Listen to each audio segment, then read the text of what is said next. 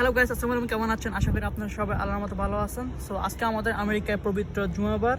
So আজকে আমরা যাব মসজিদে নামাজ পড়ার জন্য। সো আজকের এই ভিডিওটা আমি বানাচ্ছি আমাদের বাসার বাইরে, মানে আমাদের বারান্দায়। সো যেটা এখন আপনারা দেখতে পাচ্ছেন, আমি দাঁড়ায় আছি।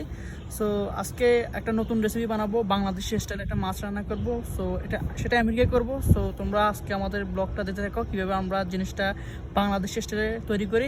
আর আজকে আমাদের এখানে দেখতে পাচ্ছ যে ওয়েদার তেমন একটা ভালো না, দেখো চারদিক পুরো মেঘলা। সো চলো আজকের এই ওয়েদার ওর উপরে আমরা আজকে রেসিপিটা বানাই। তো চলো আজকে আমাদের ভিডিওটা দেরি করবো না, শুরু করা যাক, লেটস গো। তো তোমরা এখন দেখতে পাচ্ছ যে আমরা শিং মাছগুলোকে ভালো মতো পরিষ্কার করে ধুয়ে রেখেছি, তো যেন পানিটা সরে যায়। তো এখন দেখতে পাচ্ছ যে কড়াইতে আমরা পেঁয়াজ আর তেল দিয়ে ফেলেছি।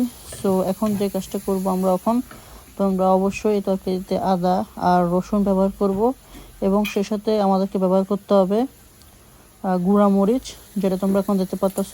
এবং এটার সাথে তোমাদেরকে দিতে হবে হলুদ, আদা গুঁড়া, এগুলো সব দিতে হবে, যেগুলো এখন তোমরা ভিডিওতে দেখতে পাচ্ছ। এগুলো সব তরকারিতে দেওয়া হবে। সো দেখতে দেখো আজকে আমাদের এই শিং মাছ রান্না। তো অবশ্যই চুলের আগুন বাড়িয়ে দেবে এটা রান্না করার জন্য। এরপর আমরা সমস্ত মশলা দেওয়ার পর ভালো মতো নাড়ছি, যেটা তোমরা এখন দেখতে পাচ্ছ। তো মশলা একটু জোশ হওয়ার পর মাছগুলো ছেড়ে দিয়েছি আমরা।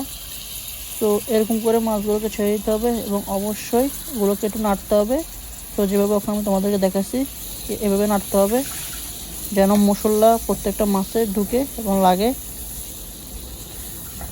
এরপর আমরা শিং মাছগুলোতে একটু পানি ঢেলে দিলাম। পানি ঢালার পর একটু এভাবে নাড়ালাম, যেভাবে তোমরা ভিডিও দেখতে পাচ্ছ। তখন রেখে দেবো জোশ হওয়ার জন্য।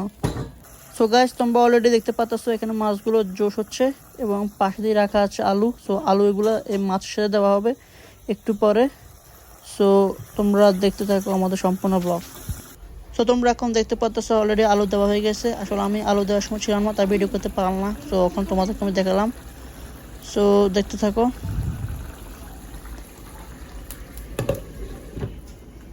সো আমি এখন যে কাজটা করবো সেটা হচ্ছে আমাদের কিচেন ফ্যানটা এখন চালু করে দেবো।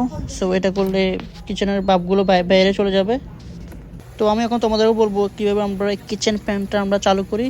সো তোমরা এখানে দেখতে পাচ্ছ যে 3টা দাগ, জিরো যে জিনিসটা দেখতে পাচ্ছ, জিরো দিলে এটা বন্ধ হয়ে যাবে, এবং মাঝখানে 2 এর আগ যেটা, ওটা টিপ দিলে এটা পুরো ফুল হয়ে যাবে। তারপরে আর লাস্টে যেটা আছে 1, সেটা দিলে এটা একটু স্লো হয়ে যাবে। সো এরকম করে আমাদের এই কিচেন ফ্যানটা আমরা চালাই। সো কিচেন ফ্যানটা একটু ময়লা হয়েছে, সো পরিষ্কার করতে হবে। সো মাছ আর আলু দেওয়ার পর আমরা একটু নাড়াচ্ছি এভাবে। তো এই জিনিসটা করলে ভালো হয়, তাহলে মশলা আলু মাছে বানামতো প্রবেশ করে, যেটা তোমরা এখন ভিডিওতে দেখতে পাচ্ছ। তো তোমরা এখন যে জিনিসটা দেখতে পাচ্ছ এটা হচ্ছে লাস্ট পানি। সো এখন মাছ ও আলুটা সিদ্ধ বানামতো, আর এটা হচ্ছে আমাদের শেষ পানি।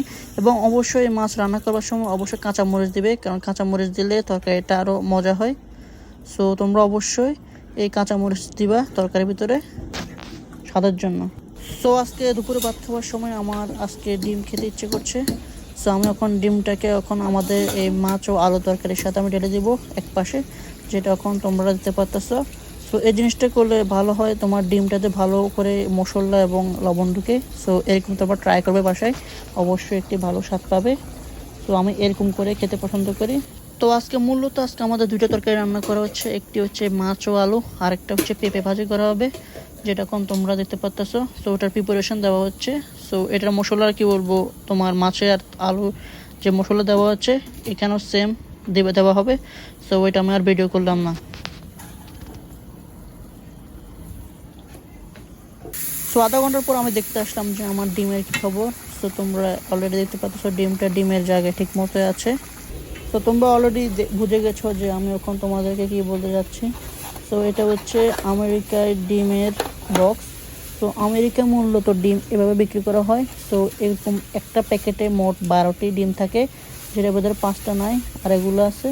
তো তোমাদেরকে এখন আমি দেখাবো একটু ডিমের সাইজগুলো। সো এই ডিমের সাইজগুলো একটু ছোট, কিন্তু বড় আছে, কিন্তু সেগুলোতে তোমার লালগুলা, যেগুলা বাংলাদেশে লেয়ার মুরগির হয়। তো এরকম প্যাকেট করে আমেরিকাতে ডিম বিক্রি করা হয়। সো এটা হচ্ছে আমেরিকার ডিম বিক্রি করার বক্স।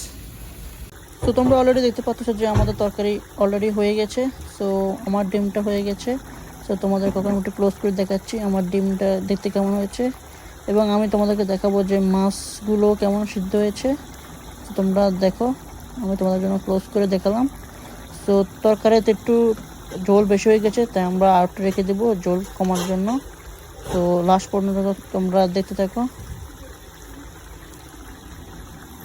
সো গাইস, তোমরা অলরেডি দেখতে পাচ্ছ যে আমাদের সম্পূর্ণ তরকারি হয়ে গেছে। তো তোমরা অবশ্যই কমেন্ট করে জানাবে আমাদের আজকের এই তরকারি রান্নাটা কেমন হয়েছে, কালারটা। সো গাইস, আজকে আমি বিদায় তোমাদের থেকে এখান থেকে নিলাম। তো তোমাদের সাথে দেখা হবে আমার নেক্সট ভিডিওতে। ততক্ষণে তোমরা সুস্থ ভালো থাকো। আল্লাহ হাফেজ, এবং অবশ্যই সাবস্ক্রাইব, শেয়ার, কমেন্ট করবা, লাইক দিতে ভুলবা না কিন্তু।